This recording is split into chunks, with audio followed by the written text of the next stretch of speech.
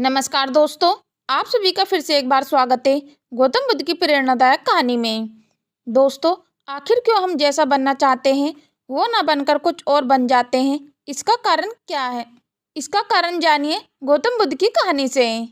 दोस्तों, हर किसी का अपना एक लक्ष्य होता है कि उसे जीवन में क्या करना है और क्या बनना है, लेकिन जैसा बनना चाहते हैं वैसा नहीं बन पाते। क्या आप इसका कारण जानते हैं?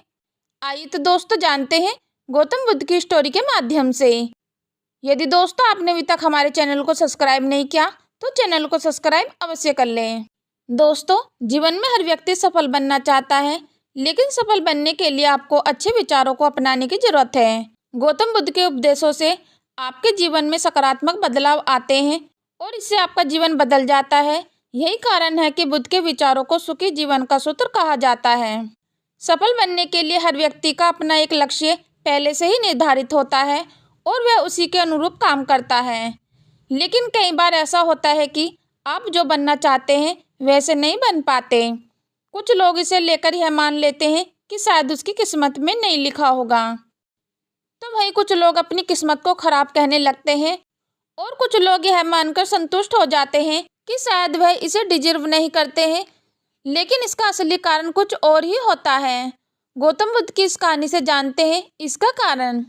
चलो तो दोस्तों वीडियो में आगे बढ़ते हैं। दोस्तों, आप सभी से हाथ जोड़ के निवेदन है कि यदि आपको हमारा वीडियो थोड़ा भी पसंद आ रहा हो तो चैनल को सब्सक्राइब और वीडियो को लाइक कमेंट अवश्य कर दें। दोस्तों, एक बार गौतम बुद्ध को एक सभा में उपदेश देना था। सभा में करीब 100 से ज़्यादा लोग उपस्थित थे और उनका इंतजार कर रहे थे। गौतम बुद्ध आए लेकिन बिना कुछ कहे चले गए। बुद्ध का ऐसा व्यवहार देखकर सभी हैरान रह गए, लेकिन किसी ने उनसे कुछ नहीं कहा। अगले दिन फिर से सभा का आयोजन हुआ, लेकिन आज सभा में उपस्थित लोगों की संख्या घटकर 80 हो गई। आज भी बुद्ध ने ऐसे ही किया। वे सभा में आए लेकिन बिना कुछ बोले चले गए। आज भी लोग हैरान हुए, लेकिन बुद्ध से किसी ने कुछ नहीं कहा। अगले दिन फिर से सभा का आयोजन हुआ और लोगों की संख्या घटकर 50 हो गई। बुद्ध फिर से सभा में आए और बिना कुछ बोले चले गए। आज भी बुद्ध से किसी ने कोई प्रश्न नहीं किया। अगले दिन फिर से सभा का आयोजन हुआ और इस बार लोगों की संख्या केवल 30 थी। आज भी बुद्ध बिना कुछ बोले मुस्कुराकर चले गए।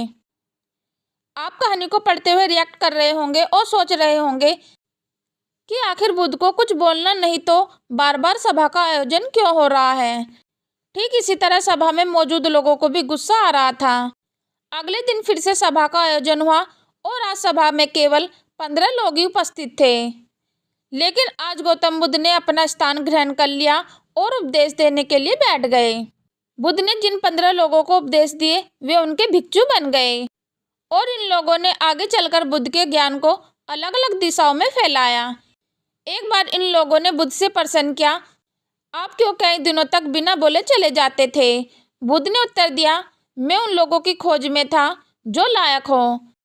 सभा के पहले दिन 100 से भी ज़्यादा लोग थे, लेकिन उनमें से ज़्यादातर लोगों को मेरे उपदेश से कुछ मतलब नहीं था। इसके बाद जो लोग अगले दिन आए थे उन्हें भी मेरे उपदेश से कोई मतलब नहीं था। वो तो केवल इसलिए आए थे क्योंकि वो देखना चाहते थे कि आखिर सभा में होता क्या है। लेकिन मुझे ऐसे लोगों की तलाश थी जो मेरे ज्ञान को जन जन तक पहुँचाए। मैं कई दिनों तक इसलिए बिना बोले चला गया क्योंकि मैं ये देखना चाहता था कि आखिर वो कौन लोग हैं जो सच में मेरे उपदेश को सुनना चाहते हैं और जिन्हें वास्तविक ज्ञान पाने की प्यास थी। दोस्तों, गौतम बुद्ध कहते हैं कि जिनके भीतर धैर्य था उन्हें मुक्ति का मार्ग मिला और जो लोग जल्दबाजी में थे वो आज तक घर पर बैठे हुए हैं।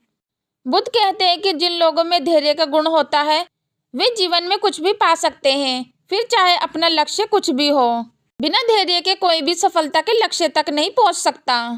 आज भागदौड़ भरी जिंदगी में लोगों में धैर्य नहीं है। सभी में जल्दबाजी और शीघ्र अतिशीघ्र किसी कार्य को करने की होड़ मची है।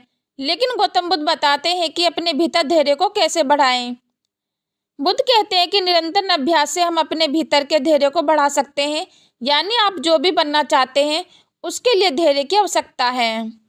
दोस्तों, आशा करती हूँ कि आप सभी को गौतम बुद्ध की स्टोरी पसंद आई होगी, तो नीचे दिए गए कमेंट बॉक्स में कमेंट करके अवश्य बताएं। यदि दोस्तों आपने अभी तक हमारे चैनल को सब्सक्राइब नहीं किया तो चैनल को सब्सक्राइब और वीडियो को लाइक कमेंट अवश्य कर दें। चलो तो दोस्तों, मिलते हैं फिर नेक्स्ट वीडियो में नए ज्ञान के साथ। हम लेते हैं आपसे विदा। धन्यवाद।